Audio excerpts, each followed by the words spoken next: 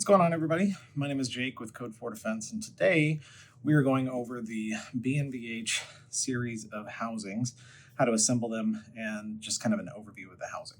So first, we'll start with just general assembly.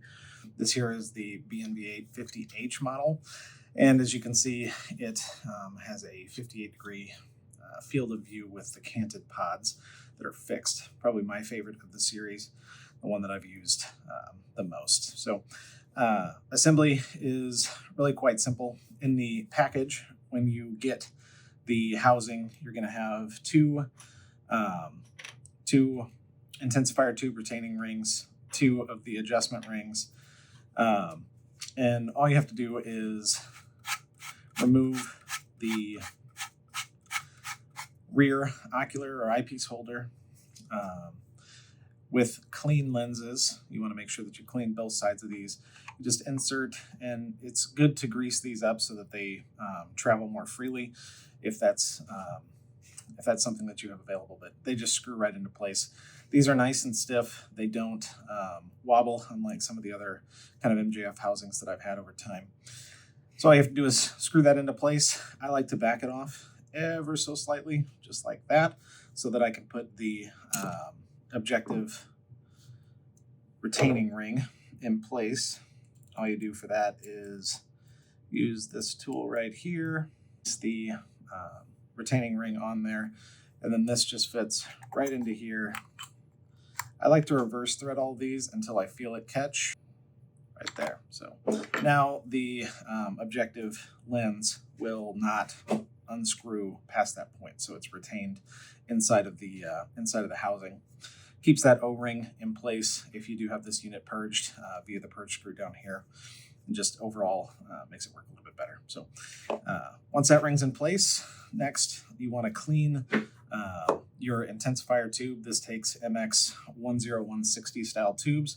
I like to use a lint-free cloth or a microfiber cloth and just blow off any of the debris, dust, or anything like that. You want to do this in a very clean environment, as well as one that has a low humidity if you're not doing a purge on these things. So there's a notch inside of the housing that you're probably unable to see on camera, but it corresponds with the notch right here. So you just line that notch up, place it into place, and press straight down till it clicks into that notch, just like that. Then you take your intensifier tube retaining ring. This just goes in at a very slight angle, and then you just press it down into the housing. You take your tube retaining ring tool here, press it into place, you'll hear it click. I like to, once you find the grooves with that, reverse thread until you hear that click. That means that it's found the threading that it needs to, and then you just thread it right into place, and the tube is well retained. You don't need to go crazy tight on that. Don't over tighten it. All it's meant to do is just keep the tube in place and keep it aligned so that there's no issues. Once more, I like to blow this out. I'll wipe it down with a microfiber cloth, blow it out once more, and then we can install the rear eyepiece. So speaking of the rear eyepiece, there's two different ways that you can go about this. Your device or your eyepiece that you have comes assembled like this. This is a standard mil-spec eyepiece housing. And the reason that we didn't use this on these housings is the threading in here is extremely fine. And while the original housings that I made for this series used the standard mil-spec eyepiece housing, over time I had issues with torque and causing issues stripping the threading. And I just didn't like that. So I ended up developing a proprietary eyepiece housing. We were able to make this a lot thicker, and we were able to make the threading quite a bit more coarse so that it grips onto the housing a lot easier. Just makes it a lot more durable. And because of that, I was able to thicken up the diameter of this quite a bit as well. And because of that, the overall pod itself is a lot more stout. As you can see, there's absolutely no flex in that. Makes it quite a bit more robust so that we don't have issues with it over time through duty use.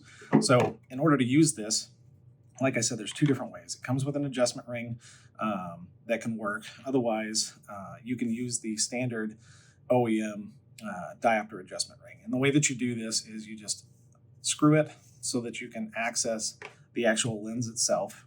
This lens just slides right into place here. But before you put it into place, you need to choose which ring you're going to use.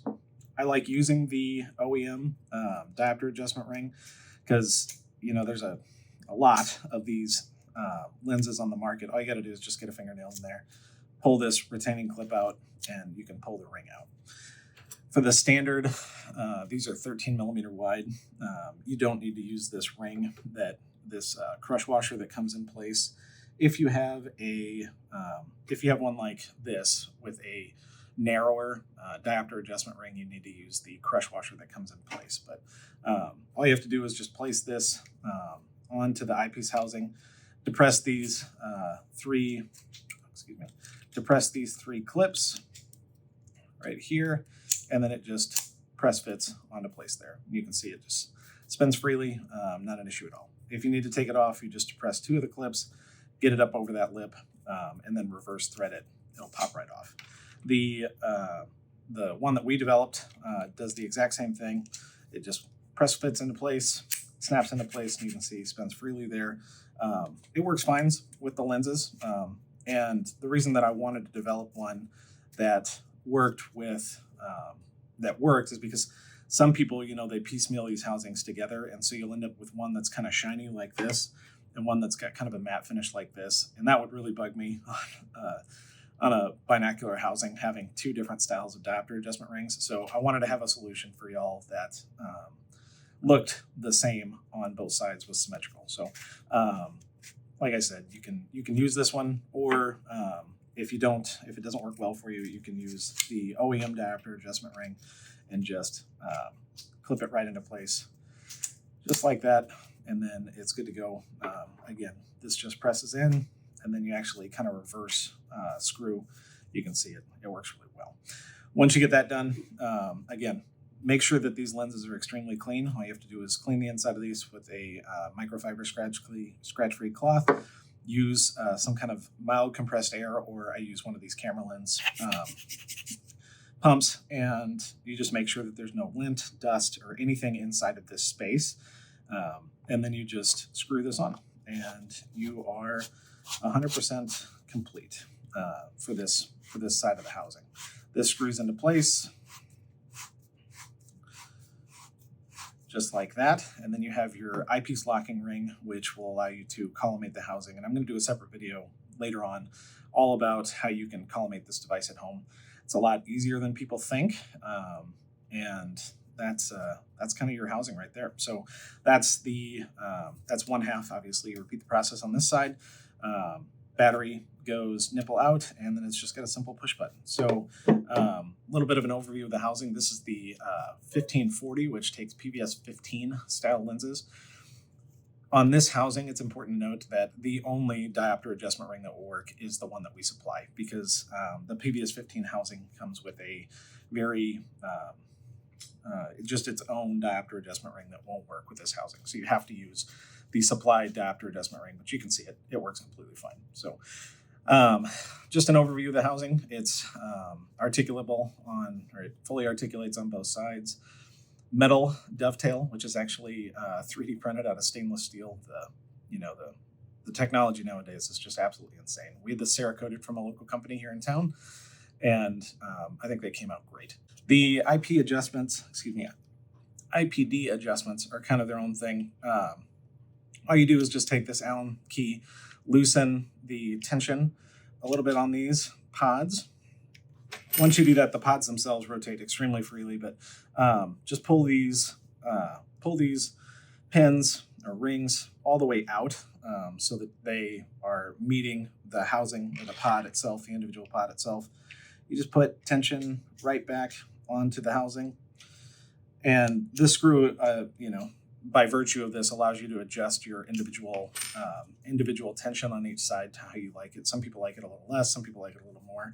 Just don't over tighten it. Kind of like any device, you don't want to over tighten things. But now you can see these IPD stops are contacting the housing.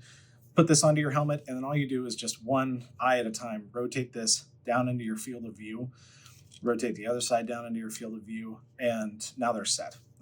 You can tighten up your arms a little bit more if you'd like to. But now, when they're stored up in your head or when you go to put them in place, just put them down until you meet just that little bit of resistance, and they're in place. So you can move these while it's under tension. They're just a lot more. It's just a lot more difficult to do so.